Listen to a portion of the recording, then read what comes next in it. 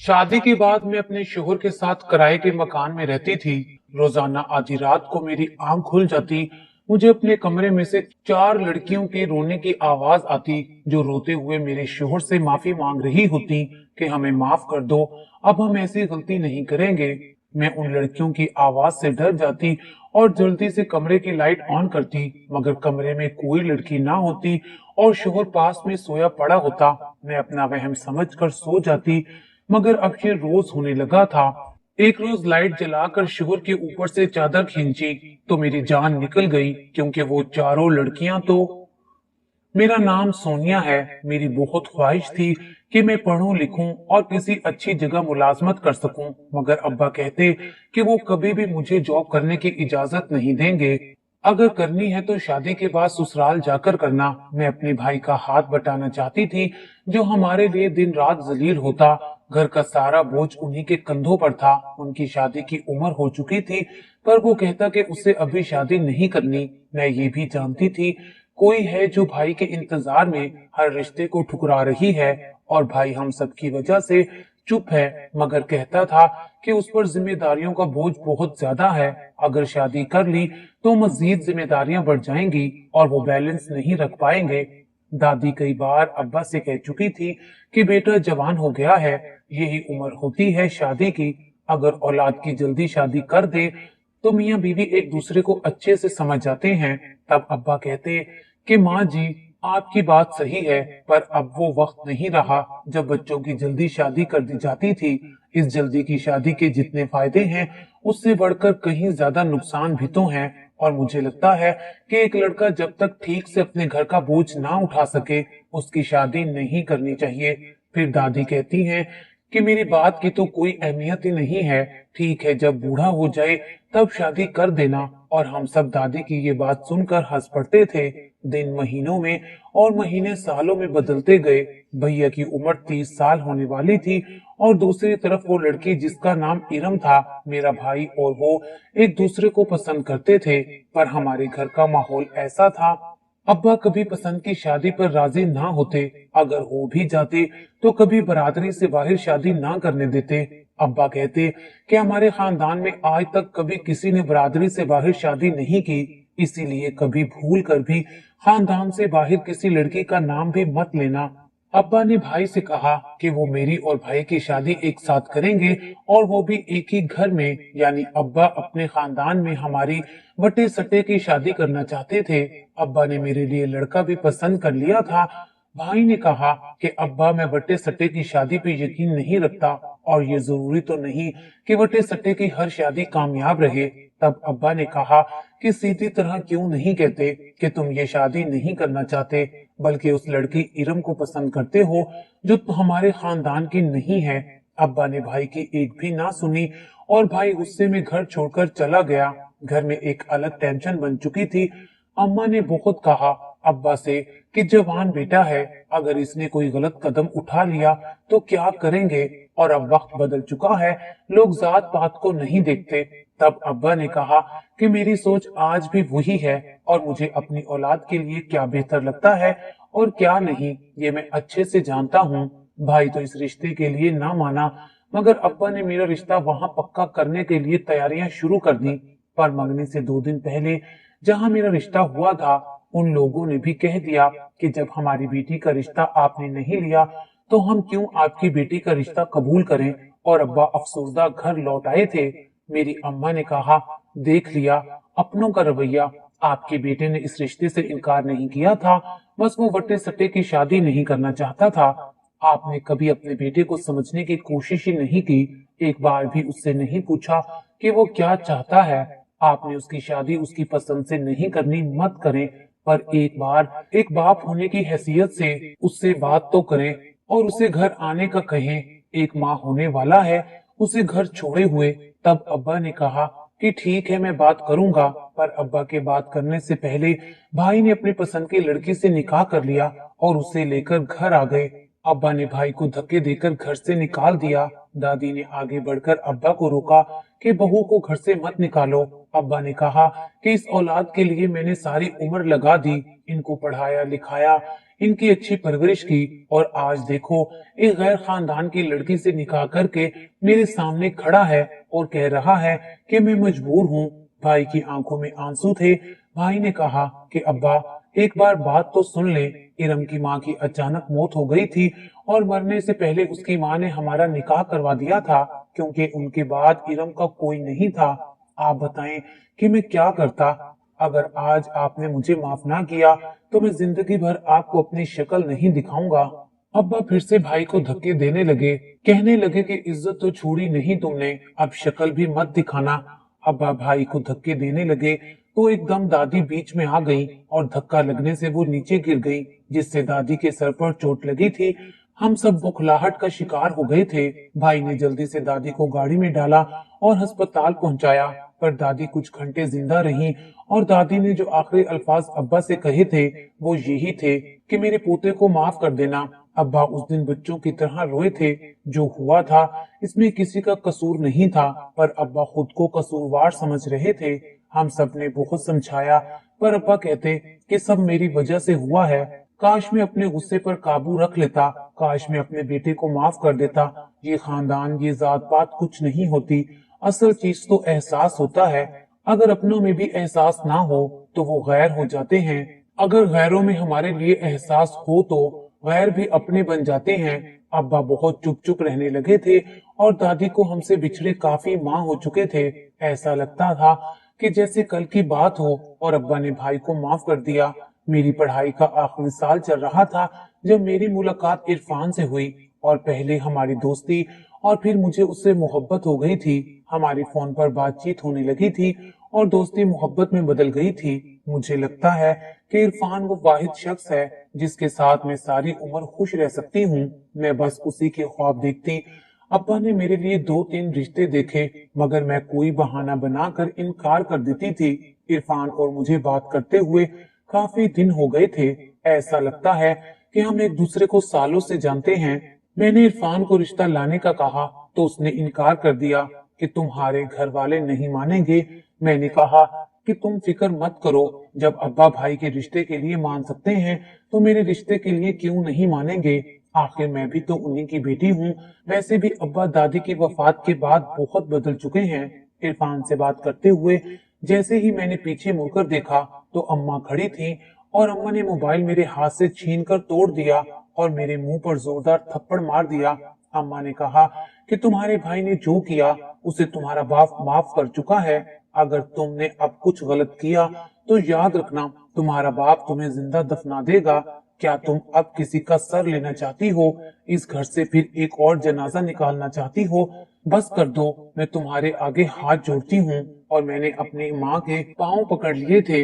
अम्मा से कहा कि मैं बहुत मोहब्बत करती हूँ इरफान से, अगर वो मुझे ना मिला तो मैं मर जाऊंगी। और अम्मा ने कहा कि तुम कितना जानती हो उस शख्स को जो अपने बाप की 22 साल की मोहब्बत को ठुकरा कर तुम उस शख्स का नाम ले रही हो कि उसके बगैर तुम जिंदा नहीं रह सकती। अगर तुम अपने बाप की और हमारी वफादार नहीं हो सकती, हमारी मोहब्बत को नहीं समझ सकती, तो कभी उस शख्स के साथ भी वफा नहीं कर सकती, बल्कि वो लड़का तुम्हारे साथ वफा नहीं करेगा।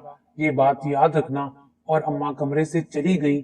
मुझे इरफान के बगैर जीना बहुत मुश्किल लग रहा था। मुझे ऐसा लगता है अगर वो मुझे ना मिला तो मैं मर जाऊंगी। और अम्मा ने अब्बा से कहकर अपने भाई के बेटे से मेरा रिश्ता तय कर दिया और मंगनी की बजाय निकाह रख दिया गया था। मैं अम्मा के मिन्नतें करती, उनसे कहती कि ऐसा मत करें, और अम्मा कहती हैं कि मैं तुम्हारी माँ हूँ, मुझे पता है तुम्हारे लिए क्या सही है और क्या गलत है, पर अगर तुमने कुछ गलत करने की कोशिश की तो याद रखना मैं तुम्हें कभी माफ नहीं करूंगी। पर उस वक्त मुझे सिर्फ अपनी मोहब्बत नजर आ रही थी। मैंने किसी भी तरह इरफान से राब्ता किया और अपने घर वालों की परवाह किए बगैर मैंने इरफान से भागकर शादी कर ली। वो मुझे अपने साथ लाहौर ले आया और मैंने उसे कहा कि तुम तो कहते थे कि तुम्हारा अपना घर और कारोबार है।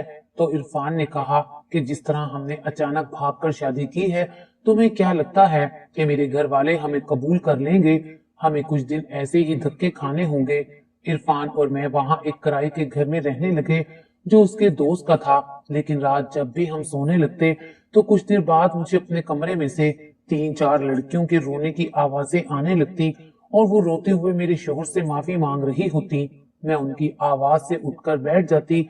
जब लाइट ऑन करती तो कमरे में कोई ना होता और मेरा शोहर सो रहा होता। मैं उसे अपना वहम समझ लेती, मगर अब रोज ही ऐसे होने लगा था। एक रात मुझे लगा कि शायद हमारे साथ वाला कमरा जिसको ताला लगा हुआ है और मकान मालिक ने कहा है कि इस कमरे में उसका जरूरी सामान पड़ा हुआ है, ये आवाजें वहीं से आती हैं। मैं आधी रात को अपने बिस्तर से निकलकर उस कमरे की तरफ चल पड़ी, मगर ये देखकर हैरान रह गई कि ताला खुला हुआ था और इरफान अंदर लड़कियों को मार रहा था और एक लड़की से कह रहा था कि तुमने भागने की हिम्मत भी कैसे की। और जब मुझे देखा तो इरफान का रंग उड़ गया। कहने लगा कि तुम यहाँ क्या लेने आई हो, जाओ यहाँ से। मैंने कहा कि तुम तो सो गए थे, फिर इस जगह क्या कर रहे हो और ये लड़कियां कौन हैं? तब इरफान मुझे बाजू से पकड़कर वापस ले आया और जब मैंने बेड से चादर हटाकर देखी तो वहां तकिए रखकर चादर दी हुई थी, यानी वो मुझे धोखा देता रहा। और अब मेरा शोहर कुर्सी पर बैठा मुझे घूर रहा था। मैंने कहा कि ये सब क्या है और वो लड़कियां कौन थीं? मुझे अपनी बात का जवाब चाहिए। इरफान ने कहा, क्या करोगी जानकर? मैंने कहा कि मुझे सच सच बताओ, तुम मुझे यहाँ क्यों लेकर आए हो? तब इरफान ने कहा कि अगर मैंने सच्चाई बता दी तो तुम मुझे हमेशा के लिए छोड़ दोगी और उसके बाद तुम कहाँ जाओगी? तुम्हारे घर वाले भी अब तुम्हें कबूल नहीं करेंगे और वैसे भी तुम्हें क्या लगता है कि मैं तुम्हें जाने दूंगा? तो मैंने कहा, क्या मतलब है इस बात का? फिर इरफान जो मेरा शोहर था कहने लगा कि तुम्हें सच्चाई जानने का बहुत शौक है, तो सुनो। उसके बाद जो कुछ मेरे शोहर ने बताया, मुझे अपनी किस्मत पर रोना आ रहा था। मुझे अपनी माँ की एक एक बात याद आने लगी थी और मेरी माँ ने बिल्कुल सच कहा था। मैंने एक बार भी नहीं सोचा कि मेरे पीछे उन सबका क्या बनना होगा और जिस शख्स का मैंने इंतखाब किया वो तो एक फ्रॉडिया था। मेरे शोहर इरफान ने मुझे बताया कि वो 2 बहन भाई थे और एक गरीब घर से ताल्लुक रखते थे। मेरे शोहर ने कहा कि जब मैं 8 साल का था तो मेरे अब्बा की मौत हो गई और अम्मा ने हमारा ना सोचा बल्कि दूसरी शादी कर ली। हालांकि मेरी माँ उस वक्त दूसरी शादी नहीं करना चाहती थी, पर नानी कहती थी कि अगर वो दूसरी शादी नहीं करेगी तो तुम लोगों के पेट का दोजक कैसे भरेगी। हमारा सौतेला बाप हमें रोज मारता था। उसके मोहल्ले में अपनी दुकान थी, पहले भी उसकी बीवी बच्चे थे और वो कहता था कि मैं तो 4-4 शादियां कर सकता हूँ, मेरी इतनी हैसियत है, मैं सबका खर्च भी उठा सकता हूँ। वो हर रोज हमें मारता पीटता और अम्मा से कहता कि मैंने तुमसे इसलिए शादी नहीं की थी कि तुम अपने पहले शोहर की औलाद को भी अपने साथ ले आओ, मैं तुम्हारा खर्च उठाऊंगा या इनका। तब अम्मा ने कहा कि तुम्हें मुझसे शादी की जल्दी थी, मैंने तो तुम्हें पहले ही कहा था कि अगर मुझसे शादी करनी है तो मेरे बच्चों को भी तुम्हें अपने बच्चे समझने होंगे। तब तो तुम्हें कोई इतराज नहीं था, फिर अब मेरे मासूम बच्चों के पीछे क्यों पड़े हो? तब मेरा सौतेला बाप कहता कि जितना जल्दी हो सके इन दोनों को अपनी माँ के घर भेज दो, वरना तुम भी इस घर से चली जाओ। फिर एक दिन अम्मा ने तंग आकर हमें नानी के घर छोड़ दिया। मैं अपनी बहन से छोटा था, उससे कहता कि आप ही हम सारी उम्र ऐसे ही धक्के खाएंगे। आपने देखा नहीं, अम्मा ने हमें भी अपने पास नहीं रखा और उस 2 टके के शख्स की खातिर घर से निकाल दिया। मेरी बहन ने मुझसे कहा कि इरफान तुम फिक्र मत करो, इस मुआशरे में जहाँ बुरे लोग हैं वहाँ अच्छे लोग भी मौजूद हैं। जिस माँ ने हमें दूसरे शोहर की खातिर छोड़ दिया उस माँ से हमारा कोई ताल्लुक नहीं था और उसके बाद हमने अपनी माँ से मिलना भी छोड़ दिया। मेरी बहन काम ढूंढने लगी, पर इतनी आसानी से उसे कैसे काम मिल सकता था और नानी भी बीमार हो चुकी थी। डॉक्टर ने उनके इलाज के लिए भी पैसे मांगे थे। पता नहीं क्यों लोग बिना पैसों के किसी गरीब की मदद क्यों नहीं करते। नानी का इलाज न होने की वजह से उनकी मौत हो गई और मैं और मेरी बहन अकेले रह गए थे। मैं रोज देखता था कि मोहल्ले के कुछ आवारा लड़के मेरी बहन पर जुमले कसते, जिस पर मुझे बहुत गुस्सा आता। मेरी बहन कहती कि इरफान तुम अभी छोटे हो और ऐसे लोगों के मुंह नहीं लगा करते, इनको तुम भौंकने दो। एक रोज मेरा सौतेला बाप मिठाई की टोकरियां लेकर घर आया और मेरी बहन से कहने लगा कि तुम मेरी बेटी हो, जो कुछ पहले हो चुका है उसके लिए हमें माफ कर दो। मैंने तुम्हारा रिश्ता बहुत अच्छी जगह तय कर दिया है। पर मेरी बहन ने उसको जलील करके घर से निकाल दिया। कुछ दिनों बाद अम्मा हमसे मिलने आई, मैं उनसे दूर हो गया तो अम्मा ने आंखों में आंसू लिए मेरी बहन की तरफ देखा और उसे समझाया कि तुम्हारा सौतेला बाप पूरा इंसान नहीं है और उसने तुम्हारा जहाँ रिश्ता तय किया है वो आदमी भी बहुत अच्छा है, तुम्हें हमेशा खुश रखेगा। आप ही ने कहा कि मैं कभी उस बूढ़े से शादी नहीं करूंगी जिसकी खुद की बेटियां मेरी उम्र की हैं। तब अम्मा ने कहा कि खुश रहने के लिए उम्र नहीं पैसा देखा जाता है, और मैंने तुम्हारे बाप के साथ इतने साल गुजार दिए, कभी खुश नहीं रह सकी, हमेशा छोटी से छोटी चीज के लिए तरसती रही, और अब देखो मैं ऐश करती हूँ। आप ही ने कहा कि अब अपने दिल पर हाथ रख कर एक बार कह दे कि आप खुश हैं। पता नहीं क्यों अम्मा ने सर झुका लिया और फिर रोने लगी, कहने लगी कि इस रिश्ते के लिए मान जाओ, वरना तुम्हारा सुतेला बाप मुझे जान से मार देगा। मैं हर रोज उसका जुल्म सहती हूँ, मुझसे गलती हो गई जो मैंने उस शख्स से शादी कर ली, पर मेरी बहन ने इनकार कर दिया। अम्मा वापस चली गई। एक दिन मैं खुद काम ढूंढने मोहल्ले से बाहर निकला। मुझे खुद अपनी बहन को कमाकर खिलाना था। मैं एक होटल पर काम करने लगा। होटल का मालिक अच्छा था, मैं बर्तन धोने का काम करता। और फिर एक दिन रास्ते में मेरा एक्सीडेंट हो गया। मैं तब 11 साल का था और डॉक्टर ने मेरे इलाज के लिए बहुत पैसे मांगे थे। मेरी बहन बहुत रो रही थी। अम्मा भी मेरे पास नहीं आई थी, और उस रोज मेरी बहन ने मुझे बचाने की खातिर अपनी जिंदगी को दांव पर लगा दिया, और मेरे सुतेले बाप ने जहाँ रिश्ता तय किया था वहां उसी दिन शादी कर ली। मैं बेहोश था। मेरा एक्सीडेंट बहुत बुरा हुआ था। हम दोनों बहन भाई जिंदगी में पहली बार मुस्कुराए थे, पर हमें वो मुस्कुराहट रास नहीं आई थी। और जब मुझे होश आया तो 4 साल का अरसा बीत चुका था। मैं कोमा में था, और फिर भी मुझे 6 माह लगे थे अपने पैरों पर खड़ा होने में। और मैं जब अपने मोहल्ले गया तो पता चला कि मेरी माँ मर चुकी है, और मेरी बहन की कोई 4 साल पहले शादी हो गई थी। जब अपने सुतेले बाप के पास गया तो उसको फालिज हो चुका था, और वो लाचार अकेला चारपाई पर पड़ा हुआ था। मक्खियां उसके ऊपर बैठ रही थी। उसने जो किया था उसका यही हाल होना था। मैंने बड़ी मुश्किल से अपनी बहन को ढूंढा था। उस दिन ना मैं जिंदों में रहा और ना ही मुर्दों में। मेरी बहन को एक कोठे पर बेच दिया गया था, और वो एक तवाइफ बन चुकी थी। मुझे देखते ही वो मेरे गले लगकर खूब रोई थी। मैंने अपनी बहन से कहा कि मैं तुम्हें इस गंदगी से निकाल लूंगा, तो वो कहने लगी कि इरफान मेरे भाई, तुमने आने में बहुत देर कर दी। मैं हर माह अस्पताल वालों को तुम्हारे इलाज के लिए पैसे भेजती रही हूँ, पर मेरे साथ धोखा हुआ था। मेरे शोहर ने खुद अपने मालिक के साथ मेरा सौदा किया था, और फिर मुझे इस दोजख में फेंक दिया। इस जगह से मैं कभी नहीं निकल सकूंगी। मेरी बहन जी भरकर मुझसे बातें कर रही थी, रो रही थी। फिर मेरी बहन ने मेरे हाथों में अपनी जान दे दी थी। चंद घंटों की मुलाकात के बाद वो हमेशा के लिए मुझे छोड़कर चली गई थी, और मुझे इस मुआशरे से, उन इज्जतदार लोगों से नफरत होने लगी थी। फिर मैं कोठे पर एक औरत के साथ मिलकर उसका काम करने लगा। मैं खूबसूरत लड़कियों को उसके पास लाता और उनका सौदा करता, और आज वो लड़कियां तुमने देख ली हैं, ये उसी इज्जतदार मुआशरे की हैं जिन्होंने मेरी बहन को कबूल नहीं किया था। मैं तुम्हारे साथ भी ऐसा ही करता, पर मैं तुमसे मोहब्बत कर बैठा हूँ। मेरा शोहर सब कुछ बताकर अपने आंसू साफ कर रहा था। मैंने कहा कि जिन लोगों ने तुम्हारी बहन के साथ ये सब किया, तुम भी उन जैसे बन गए हो। मैंने कहा कि अगर मुझसे मोहब्बत करते हो तो ये काम छोड़ दो, इस गैंग को पुलिस के हाथों पकड़वा दो, मैं तुम्हें माफ कर दूंगी और हम यहाँ से दूर चले जाएंगे। पर मेरा शोहर नहीं माना और मुझे बुरा भला कहता हुआ चला गया। मैंने खुद पुलिस को कॉल कर दी। मुझे ऐसे शख्स के साथ नहीं रहना था। मुझसे बहुत बड़ी गलती हुई, बल्कि गुनाह हो चुका था जिसकी सजा मुझे मिल रही थी। इरफान के साथ बाकी लोग भी पकड़े जा चुके थे। जो लड़कियां कैद में थीं, वो भी बाजियाब हो चुकी थीं। इरफान ने गुस्से में मुझे तलाक दे दी थी।